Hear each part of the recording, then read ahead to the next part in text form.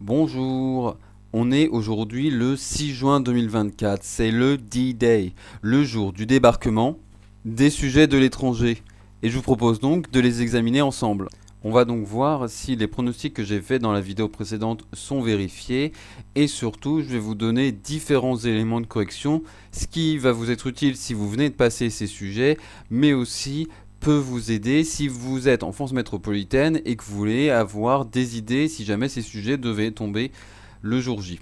On commence avec les sujets d'Amérique du Nord, jour 1, et on va commencer par la dissertation. Le sujet était comment expliquer le commerce international. Donc déjà évidemment, dans l'introduction, vous allez définir le commerce international et expliquer que c'est quelque chose d'important et que les économistes ont développé des théories cherchant à expliquer le commerce international au moins depuis la fin du XVIIIe siècle.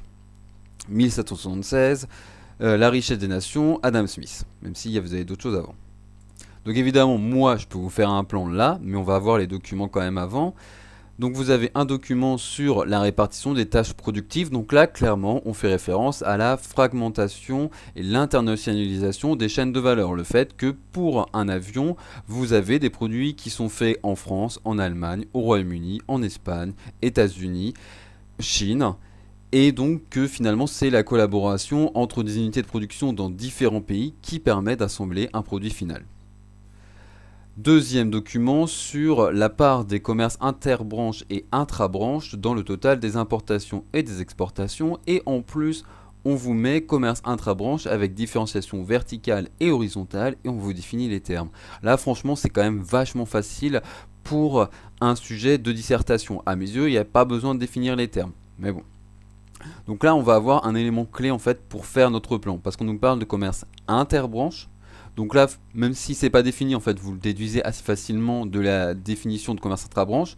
Le commerce intrabranche, c'est des échanges de produits similaires qui appartiennent à la même branche d'activité. Le commerce interbranche, ce sont donc des échanges de produits différents qui n'appartiennent pas à la même branche d'activité.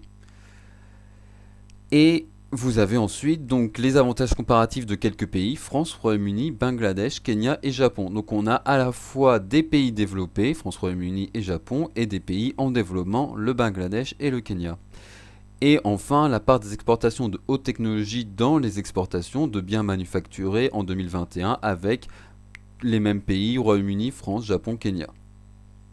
Comme j'ai dit, à mes yeux, le document le plus utile pour faire le plan répondant à cette question de dissertation, c'est le document 2. Parce que moi, ce que je vous suggère, en fait, c'est de faire une grande partie sur le commerce intrabranche, le commerce de produits différents, notamment entre des pays différents, avec des spécialisations différentes, ce que traditionnellement sur lesquels les théories du commerce international se sont concentrées, et ensuite de faire une deuxième partie sur les échanges intra-branches, donc de produits similaires entre pays comparables, ce qui est plutôt l'objet des théories plus modernes du commerce international. Donc dans le grand 1, sur le commerce intra-branche, évidemment on peut déjà utiliser ce document et citer les chiffres. On va, pour expliquer les échanges interbranches, parler justement de spécialisations différentes. Donc là, on va mobiliser les notions d'avantage absolu avec Adam Smith et d'avantage comparatif ou avantage relatif avec David Ricardo. On peut donc utiliser, pour illustrer ça, le document 3 et notamment comparer les différences de spécialisation entre les différents pays, notamment entre du coup les pays développés et les pays en développement. Donc ça pourrait être un grand A. Et dans le grand B, on va parler du rôle des différences de dotation factorielle et de dotation technologique. Évidemment, on peut scinder ça en deux sous-parties différentes, donc faire un grand B et un grand C. Et pour notamment mettre en avant le rôle des dotations technologiques, on va utiliser le document 4 et montrer la part des exportations de haute technologie dans les exportations de biens manufacturés. Voilà, là on vient de terminer notre grand 1. Donc maintenant on passe à notre grand 2 sur les échanges intra-branches et de façon générale les échanges entre pays comparables. Donc justement dans le document 2, on vous donne deux pistes avec à nouveau ce qui me semble tellement absurde, tellement c'est facile, les définitions de différenciation verticale et différenciation horizontale. Donc voilà, on a une première sous-partie explication du commerce intra-branche et de façon générale des échanges entre pays comparables, la différenciation des produits. Ça peut être une différenciation liée à la qualité des produits, entre des produits haut de gamme et des produits bas de gamme par exemple. Donc ça, c'est la différenciation verticale, mais ça peut aussi être de la différenciation qui n'est pas liée à une différence de qualité, mais simplement des produits qui ont des caractéristiques différentes, même s'ils se situent dans la même gamme, la différenciation horizontale. Donc voilà, on a notre grand A, et il nous reste une sous-partie, et ça tombe bien, il nous reste un document. Donc on reprend le document 1, et là, on va parler des chaînes mondiales de valeur, puisque clairement, l'Airbus, c'est un des exemples typiques qu'on utilise pour illustrer cette notion. Donc voilà, on vient de terminer notre dissertation. Je rappelle juste vite fait le plan pour celles et ceux qui n'ont pas bien suivi. Donc sur cette question, comment expliquer le commerce international, on commence avec un grand 1 sur les échanges interbranches, donc de produits différents, notamment entre des pays différents, en faisant un grand A sur les différences d'avantages absolus et avantages comparatifs, et un grand B sur les différences de dotation factorielle et technologique. Ensuite, on fait un grand 2 sur les échanges intra-branches de produits similaires, et notamment de façon plus générale, les échanges entre des pays comparables. Donc là, on va du coup mettre en avant la question de la différenciation, qu'elle soit horizontale ou verticale des produits, mais aussi de l'internationalisation des chaînes de valeur. Grand A, grand B. Évidemment, vous pouvez changer l'ordre des grandes parties. À l'intérieur des parties, vous pouvez changer l'ordre des sous-parties. J'aurais tendance cependant à conseiller de commencer par les échanges interbranches et de terminer par les échanges intrabranches, puisque comme j'ai dit, en termes de théorie économique sur le commerce international, chronologiquement, ça fait plus sens. Mais, comme dit, les deux fonctionnent. Donc on continue toujours Amérique du Nord jour 1 et cette fois-ci on passe à l'épreuve composée et on commence par la question de mobilisation des connaissances. Quels sont les effets du marché unique sur la croissance économique dans l'Union européenne ? Alors évidemment pour ce type de question vous reprenez la méthode AEI, donc vous allez dire le marché unique dans l'Union européenne a différents effets, plusieurs effets positifs sur la croissance économique et ensuite vous allez définir les termes du sujet. Donc évidemment vous pouvez définir croissance économique. Ensuite, bon, marché unique, Union européenne, pas forcément de définition, mais en gros, ce à quoi vous devez penser, c'est le fait que l'Union européenne, c'est une union économique. À ce titre, elle a plusieurs caractéristiques. Vous n'avez pas de droits de douane entre les États membres. Vous avez les mêmes droits de douane par rapport aux États extérieurs. Donc, dans le cas de l'Union européenne, par exemple, par rapport aux États-Unis. Vous avez libre circulation, donc non seulement des marchandises, mais aussi des services, des travailleurs et travailleuses et des capitaux. Et vous avez des politiques communes qui sont mises en place. Toutes ces caractéristiques ont pour but de favoriser les échanges entre les différents États membres et idéalement, si on parle de marché unique ou de marché intérieur, c'est parce qu'on voudrait que finalement les échanges entre la France et l'Allemagne se fassent aussi facilement que les échanges entre l'Alsace et la Bretagne. Et on retrouve du coup tous les avantages liés au commerce international. Ce qui est assez ironique puisque le commerce international est déjà évoqué dans le sujet de dissertation, même si c'est un autre aspect du chapitre sur le commerce international. Donc en gros, vous allez parler de baisse des prix, augmentation de la concurrence, donc à nouveau baisse des prix, le fait que les consommatrices et consommateurs ont accès à des produits plus diversifiés, ce qui va aussi favoriser, éviter une saturation de la demande et donc favoriser la croissance économique. Le fait que, puisqu'on a libre circulation des travailleuses et des travailleurs et surtout des capitaux, on peut facilement allouer les ressources de façon optimale, ce qui va, encore une fois, favoriser la croissance économique. Donc je me doute bien que dans cette question, on n'attend pas que vous listiez tous les éléments possibles, on n'est que sur une question de mobilisation des connaissances, mais vous voyez que là, il y a quand même plusieurs éléments que vous pouviez évoquer, donc vous pouviez, à mes yeux, assez facilement avoir ces 4 points, si vous connaissez évidemment votre chapitre. On passe ensuite à la deuxième partie, l'étude de documents avec une table de destinée pour les femmes selon la catégorie socio-professionnelle de leur mère. Et ce qui complique un peu le tableau et donc la lecture des données, c'est qu'on vous met des chiffres pour 1977, donc en gras, et des chiffres pour 2015. Donc la première question, c'est tout simplement montrer que l'immobilité sociale des filles par rapport à leur mère a globalement diminué entre 1977 et 2015. Idéalement, pour répondre à cette question, vous voudrez avoir le chiffre total de la reproduction sociale en 1977, le chiffre total de la reproduction sociale en 2015, dire bah voyez, c'est plus élevé en 77 qu'en 2015, ça a diminué, voilà, c'est réglé. Sauf que, évidemment, même si dans certains documents on pourrait vous donner ce chiffre en note de bas de page, ce n'est pas le cas ici. On vous met quand même une note de lecture, ce qui à mes yeux est quand même beaucoup vous aider, surtout dans le cadre d'une étude de document où justement le but c'est de voir si vous êtes capable d'interpréter correctement les données. Donc si on vous donne cette aide, clairement ça veut dire que si vous ratez sur la présentation des données, vous ne les présentez pas correctement, on va être impardonnable.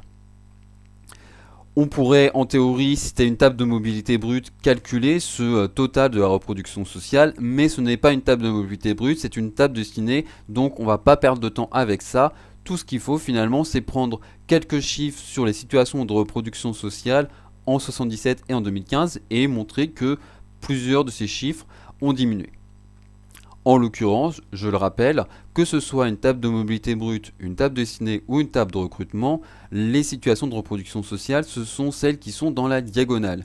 Les filles d'agricultrices qui deviennent à leur tour agricultrices, les filles d'artisanes, commerçantes et chefs d'entreprise qui deviennent à leur tour artisanes et commerçantes, etc.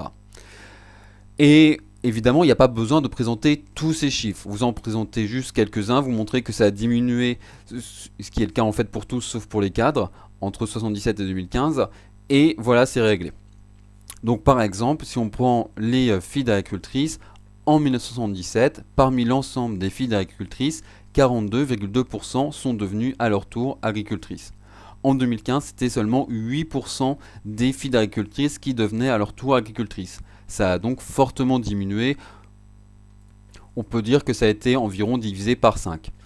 Pour les artisanes commerçantes, en 1977, parmi l'ensemble des filles d'artisanes commerçantes et chefs d'entreprise, 26% étaient à leur tour artisanes et commerçantes. En 2015, c'était le cas de seulement 10,1% d'entre elles.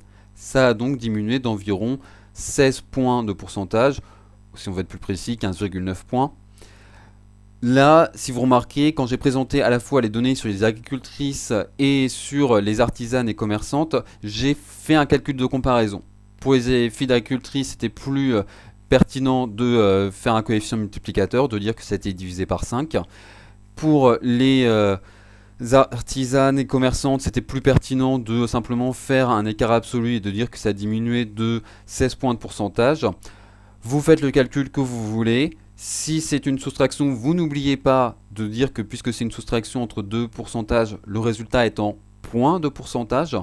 Mais il faut absolument qu'il y ait un calcul de comparaison. A fortiori, puisqu'on vous donne une note de lecture, on va être encore plus exigeant sur le reste. Et donc, si vous ne pensez pas à faire ce calcul de comparaison, bah vous dites c'est évident, 42,2 c'est plus grand que 8, 26 c'est plus grand que 10,1. Oui, mais si vous ne faites pas ce calcul, vous allez perdre des points. Alors que techniquement, évidemment, sur le fond, votre réponse elle est aussi bonne. Mais, voilà. Sur la deuxième question sur ce document, on vous demande de présenter deux facteurs expliquant l'augmentation de la mobilité sociale ascendante des filles par rapport à leur mère entre 1977 et 2015. Question un peu plus compliquée. Alors voici comment j'aurais tendance à structurer ma réponse à cette question. Donc évidemment, méthode A8, je commence par dire plusieurs facteurs peuvent expliquer l'augmentation de la mobilité sociale ascendante des filles par rapport à leur mère entre 1977 et 2015. Ensuite, je définis les termes. En l'occurrence, mobilité sociale, plus précisément mobilité sociale ascendante. Donc mobilité sociale, changement de position sociale par rapport à ses parents, en l'occurrence par rapport à sa mère. Mobilité sociale ascendante, on va donc parler de filles qui ont une meilleure position sociale que leur mère. Ensuite, alors techniquement avec la méthode AI, on devrait apporter justement ces deux facteurs d'explication, mais à mes yeux, là, vous pouvez utiliser le document, donc en fait plutôt faire une espèce de A, E, I, E. Et puisque le document ne va pas trop vous apporter ces éléments d'explication, le document il va surtout servir à illustrer l'augmentation de la mobilité sociale ascendante. En l'occurrence, je vous rappelle, pour étudier la mobilité sociale verticale, qu'elle soit ascendante ou descendante, on peut s'intéresser qu'aux catégories salariées. Donc, les deux premières lignes sur les agricultrices et les artisanes, on les enlève, et même chose pour les deux premières colonnes. Donc, on s'intéresse juste à cette partie du tableau. Et en l'occurrence, on peut même enlever la ligne sur les filles de cadre, puisque elles ne peuvent pas connaître de mobilité sociale ascendante. Elles sont déjà au top de la pyramide des salariés, et donc elles peuvent au mieux y rester, mais elles ne peuvent pas monter plus haut.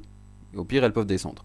Donc on s'intéresse surtout à cette partie-là du tableau. Donc là, vous citez différents chiffres qui montrent l'augmentation de la mobilité sociale ascendante.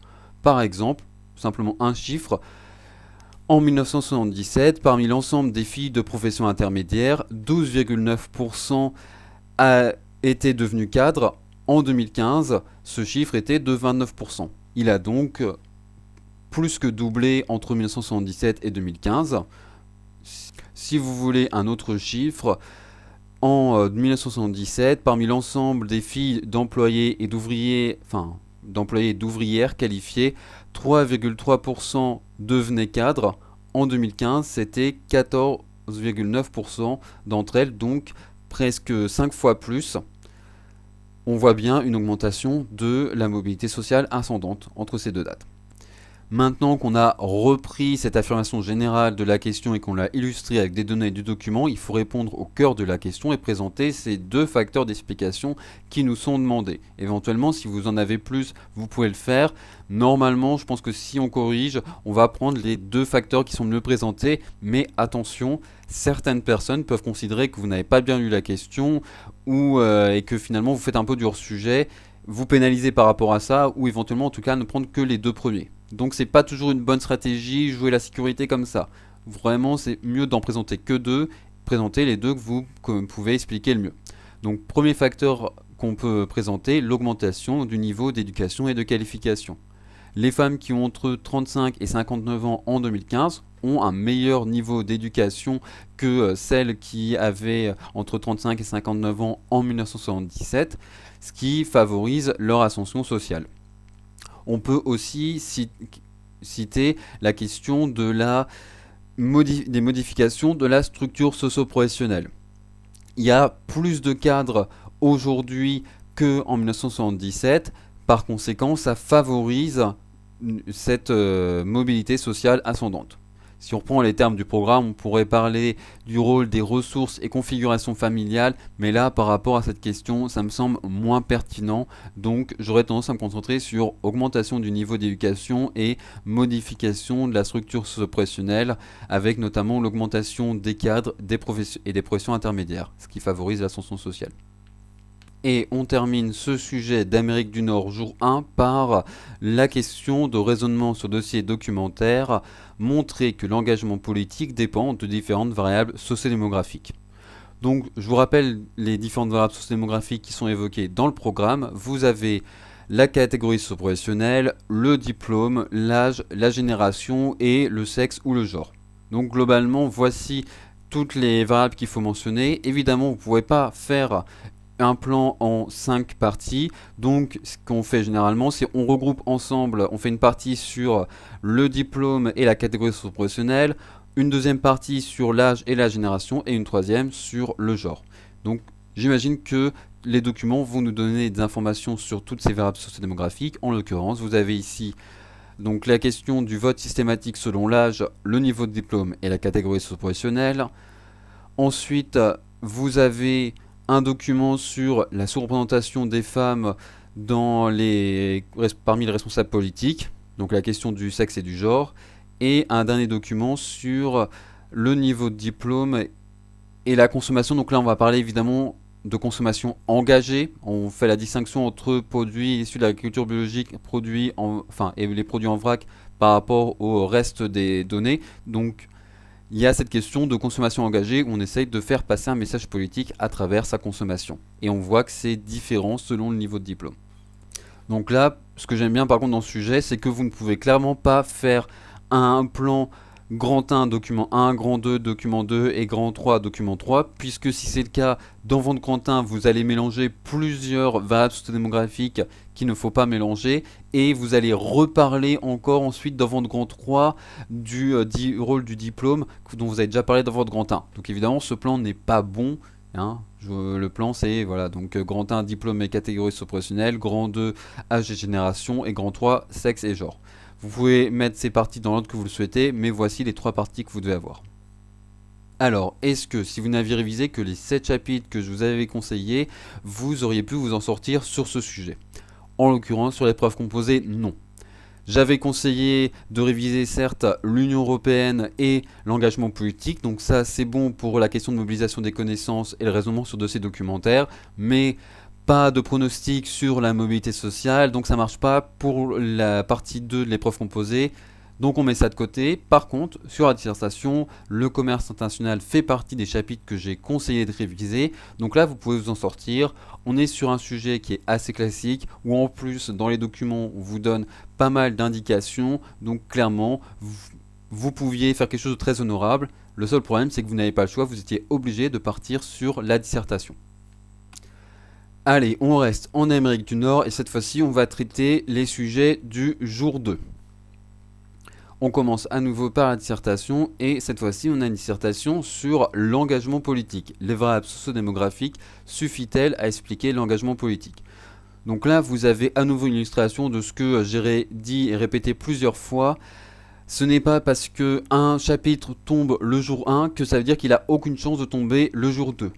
On avait l'engagement politique en troisième partie de l'épreuve composée, sur en plus quelque chose d'assez similaire, et là ça retombe en dissertation. Donc ça ne veut pas dire non plus que c'est garanti, mais tout est possible, ça peut retomber, ça peut ne pas retomber, on peut faire aucun pronostic pour le jour 2 en fonction du jour 1. Là, en l'occurrence, vous avez un sujet débat ou dialectique, donc le plan est même encore plus facile à faire que sur le sujet de dissertation du jour 1, puisque vous savez tout de suite que vous allez faire un grand 1 sur les variables démographiques expliquent l'engagement politique, mais grand 2, elles ne suffisent pas, il y a d'autres facteurs qui viennent expliquer l'engagement politique. Après, il faut voir pour les sous-parties, mais déjà vos deux grandes parties, vous les avez tout de suite dès que vous voyez le sujet, ça devrait quand même tilter, et ensuite, il faut voir ce qu'on fait comme sous-partie. Donc pour les sous-parties du grand 1, c'est facile, c'est la même chose que pour le sujet de raisonnement sur dossier documentaire du jour 1. On va faire quelque chose sur les différentes variables sociodémographiques, donc un grand A sur le rôle du diplôme et de la catégorie socio-professionnelle, un grand B sur le rôle de l'âge et de la génération, et un grand C sur le rôle du sexe et du genre.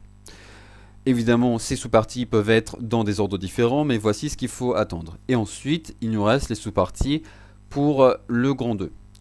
Donc sur les documents, on a d'abord un document sur le vote aux élections présidentielles et législatives de 2022 selon l'âge et aussi une comparaison entre les personnes sans diplôme et les diplômés du supérieur.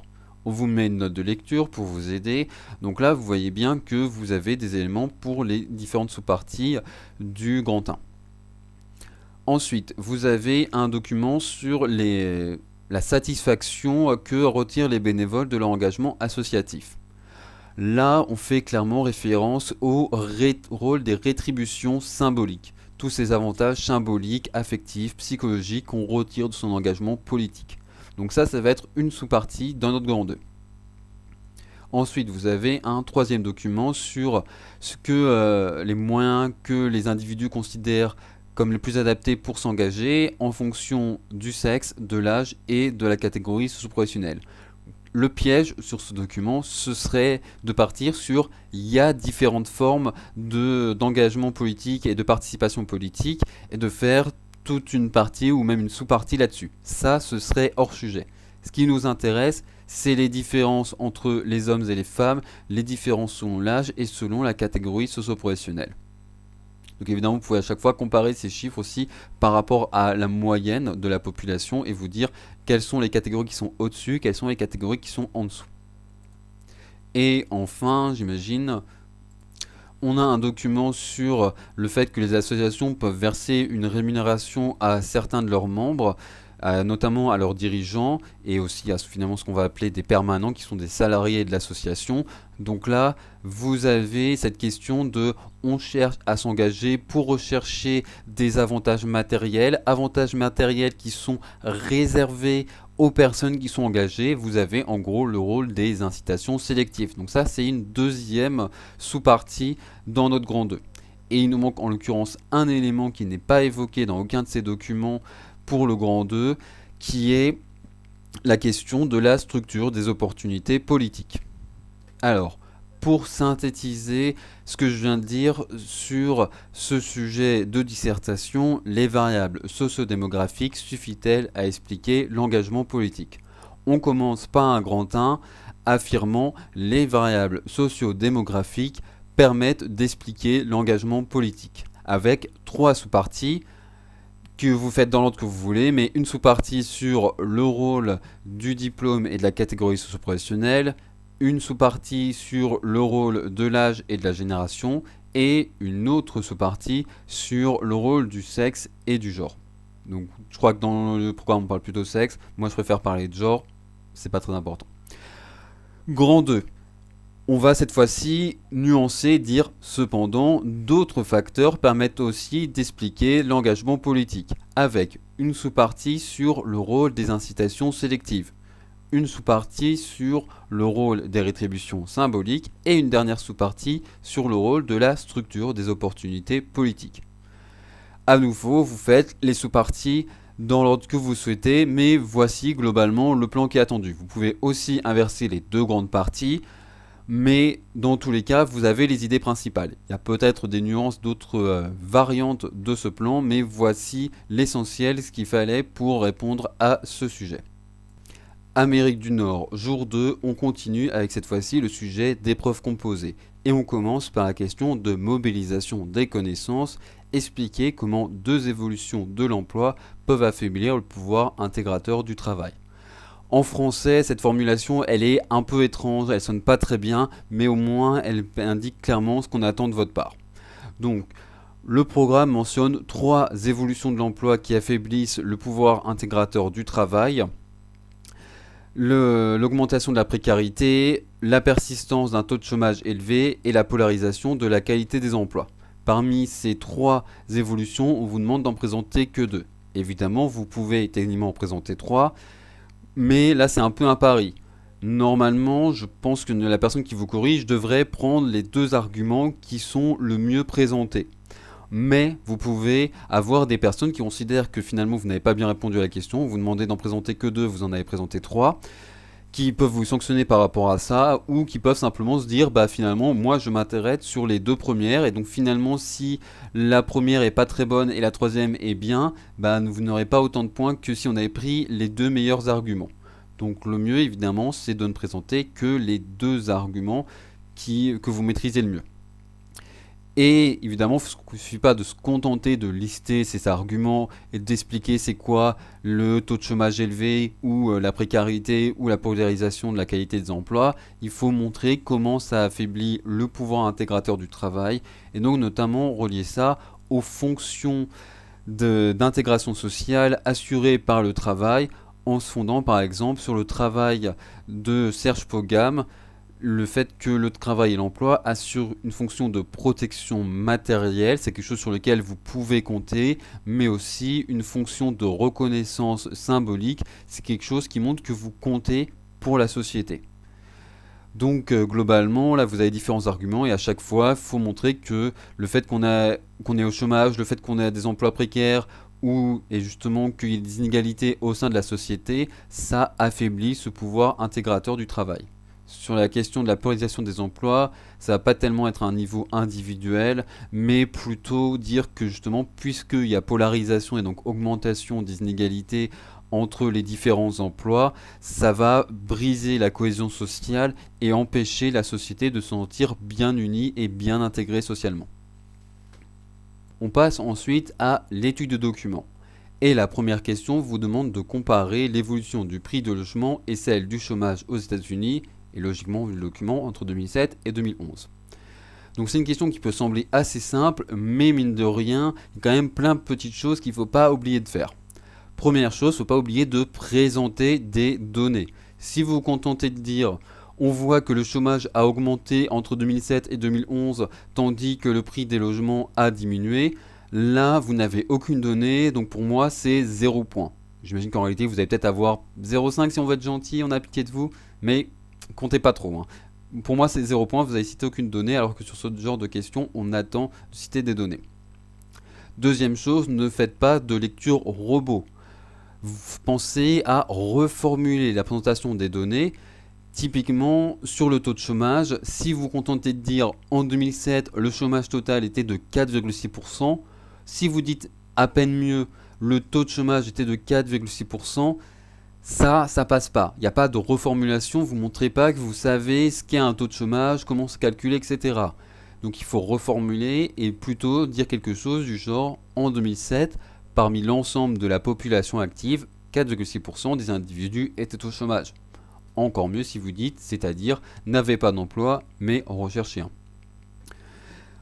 Sur le prix du logement, en l'occurrence, c'est une médiane. Donc même si je pense, c'est un élément sur lequel je pense qu'on va pas forcément faire trop attention et c'est peut-être l'élément sur lequel on peut tolérer que vous ne le prenez pas en compte, mais idéalement il est là, c'est indiqué, donc il faut le prendre en compte dans la présentation des données. Il ne faut pas se contenter de dire le prix des logements a baissé, mais dire en 2007, 50% des ménages avaient un logement qui valait plus de 219 000 $.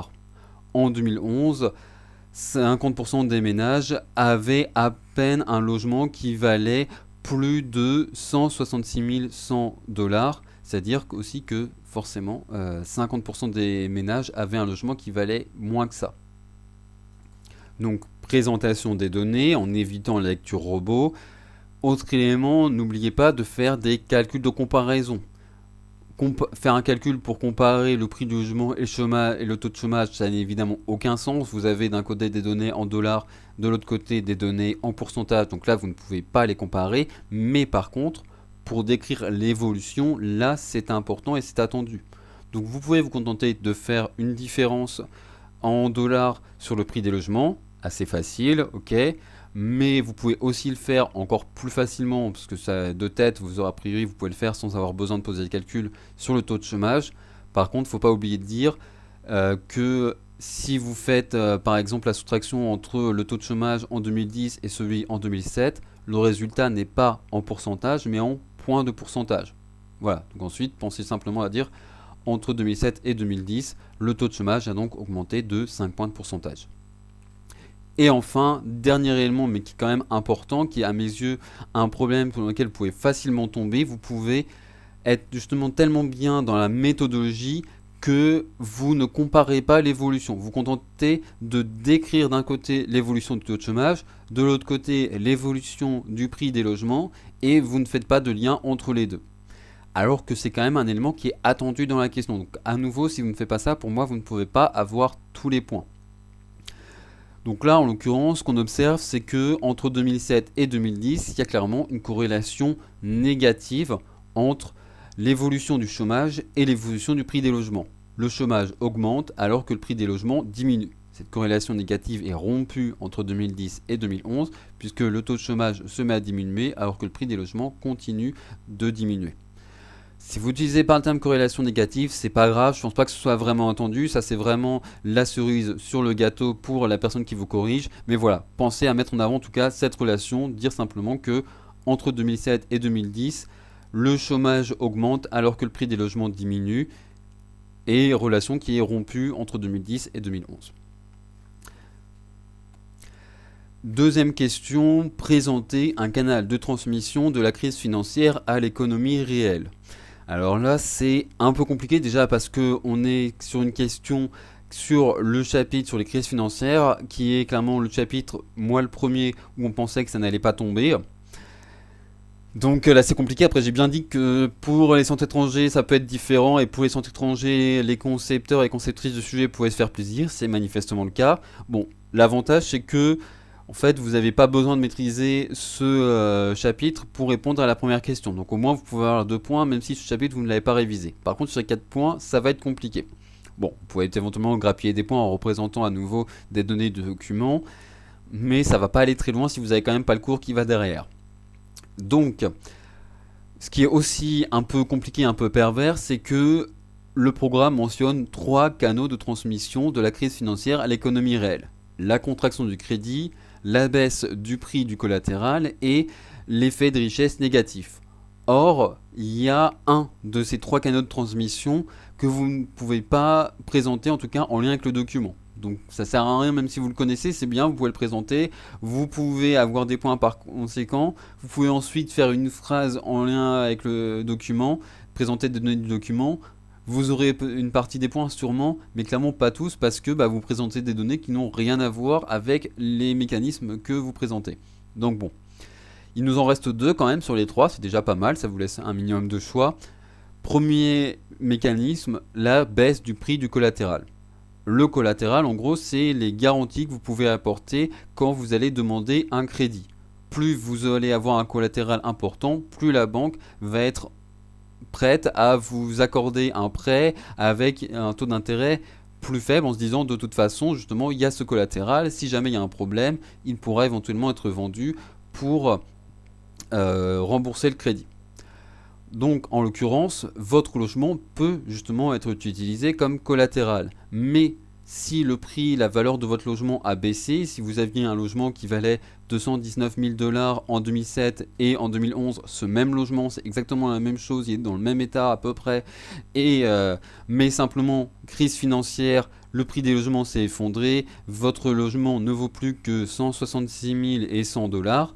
Forcément, ça fait un collatéral moins important. Les banques vont donc être moins prêtes à vous accorder un crédit, et notamment un crédit avec des conditions assez favorables et un taux d'intérêt plus faible. Par conséquent, il va y avoir moins de crédits, que ce soit pour financer des investissements de votre entreprise ou simplement un simple crédit à la consommation. Et par conséquent, moins de crédits, donc moins d'activité économique. Et voilà, on passe de la crise financière qui fait s'effondrer le prix des logements à crise dans l'économie réelle, puisqu'il y a moins d'activité économique avec moins de crédit. Autre canal de transmission, l'effet de richesse négatif. En l'occurrence, cette maison que vous avez achetée, c'est peut-être pour vous aussi une épargne que vous voulez constituer en vue de votre retraite, en vous disant peut-être qu'à la retraite, je vais justement vendre ce logement. Je vais pouvoir du coup récupérer 219 000 $ qui me serviront à financer mon train de vie pendant la retraite alors que je n'ai plus de salaire. Le problème, c'est que là, du coup, vous avez, à cause de la crise financière et donc de l'effondrement du prix du logement, votre épargne vient de s'effondrer. Et donc vous allez avoir, si vous devez partir à la retraite, beaucoup moins d'argent. Pour compenser cela, vous allez peut-être justement devoir mettre plus d'argent de côté en vous disant si je veux quand même maintenir mon train de vie à la retraite, puisque finalement vendre mon logement ne sera plus suffisant, il faut que je mette plus d'argent de côté sur mon compte en banque, etc. Pour mettre cet argent de côté, puisqu'on va supposer que votre niveau de revenu reste à minima stable, on va même pas prendre en compte le fait que votre niveau de revenu a baissé, vous allez devoir réduire votre consommation. Vous avez le même revenu, si vous voulez augmenter votre épargne, c'est forcément, c'est-à-dire moins de consommation. Et s'il y a moins de consommation, c'est forcément derrière moins de demande pour les entreprises et donc moins d'activité économique. À nouveau, on passe de la crise financière qui fait s'effondrer le prix du logement à l'économie réelle qui ralentit parce qu'il y a moins de consommation. On arrive à la fin sur les sujets d'Amérique du Nord. Et il ne nous reste plus que le sujet de raisonnement sur dossier documentaire du jour 2. En l'occurrence, on vous demande de montrer que la spécialisation internationale des pays s'appuie sur plusieurs facteurs. Les documents qu'on met à votre disposition pour répondre à cette question, vous avez un document sur la répartition des exportations et importations manufacturières selon le niveau de gamme, donc bas de gamme, gamme moyenne et haut de gamme. Un document sur les chaînes mondiales de valeur et le fait que les pays ne sont pas spécialisés dans les mêmes segments de la chaîne de valeur, avec des pays comme la Chine qui sont plutôt spécialisés dans les segments à faible valeur ajoutée et donc faible niveau de qualification et technologie, alors que les pays développés comme les États-Unis, l'Allemagne, etc. sont plutôt spécialisés dans les segments à forte valeur ajoutée et donc qui exigent un niveau de qualification plutôt élevé. Et enfin, un troisième document sur le coût horaire de la main-d'œuvre. Bon, ce qui est intéressant sur ce sujet, c'est que finalement, le jour 2, on a un sujet de dissertation qui reprend au moins en partie le C3 du jour 1. Et là, on a un sujet de ces trois qui reprend une partie du sujet de dissertation du jour 1. Donc c'est intéressant de voir ce côté croisé, mais à nouveau, on a clairement la confirmation que vous ne pouvez pas prévoir ce qui va tomber le jour 2 en fonction du jour 1. Vous pouvez encore moins prévoir ce qui va tomber en France métropolitaine en fonction des sujets tombés en Amérique du Nord. Mais bon. Les documents, par contre, amènent à dire quelque chose d'un peu différent de ce qu'on pourrait voir habituellement et peut-être mobiliser encore plus de données. Donc, je trouve que par rapport à ça, c'est intéressant, mais ça met un certain niveau de difficulté. En l'occurrence, les différents éléments que vous pouvez évoquer pour répondre à cette question. Vous avez la question des avantages absolus et comparatifs, donc Adam Smith et David Ricardo. Vous avez la question de la dotation factorielle, notamment avec la question du coût du travail, sur lesquels reposent du coup ces avantages absolus et comparatifs. Mais ces avantages absolus et comparatifs peuvent dépendre aussi de la dotation technologique, ce qui est impliqué dans le document 1 et le document 2. Cependant, c'est pas évident, voilà, dans le document 1 et le document 2 qu'on va attendre l'analyse de dotation technologique et on vous suggère plutôt d'autres idées en parlant de différenciation verticale et en parlant de chaîne mondiale de valeur. Donc pour moi, c'est pas incompatible, au contraire, clairement, vous pouvez mentionner ces idées, mais ce qu'on va attendre, c'est plutôt quand même l'idée de dotation technologique. Mais voilà, a priori, on attend que vous présentez quand même un peu ces idées de différenciation verticale et de chaîne mondiale de valeur. Donc ça fait plus d'éléments à mentionner juste parce qu'ils sont présents dans les documents que ce que vous pourriez faire sur ce sujet s'il n'y avait aucun document. Pour terminer, on va à nouveau se poser la question de est-ce que vous pouviez vous en sortir si vous aviez ces sujets et que vous n'aviez révisé que les chapitres que je vous avais conseillés. En l'occurrence, sur le sujet des preuves composées, clairement non. J'avais dit le chapitre sur les crises financières, il n'a quasiment aucune chance de tomber. Et là, bim, il tombe dans le C2. Alors après, j'avais précisé, mes pronostics sont moins valables pour les centres étrangers parce que là, ils sont un peu plus plaisir et manifestement, c'est ce qui est arrivé. Mais on a un problème clairement là-dessus. Même si on peut se débrouiller pour quand même grappiller des points sur cette deuxième partie, on va quand même devoir sacrifier des points et ça c'est idéalement quelque chose qu'on veut éviter parce qu'on n'est pas sûr non plus d'avoir tous les points sur le reste. Après, vous avez quand même un sujet de dissertation sur l'engagement politique, chapitre que normalement vous avez travaillé. Donc finalement, comme pour le jour 1, vous pouvez vous en sortir. Le seul problème c'est que vous n'avez pas le choix du sujet, vous êtes obligé de partir sur la dissertation. Mais c'est techniquement faisable. Bon, là il est déjà assez tard, je pense que cette vidéo a duré assez longtemps. On va donc s'arrêter là pour aujourd'hui et je vous fais une autre vidéo très prochainement sur les sujets tombés dans les autres centres étrangers, notamment en Afrique.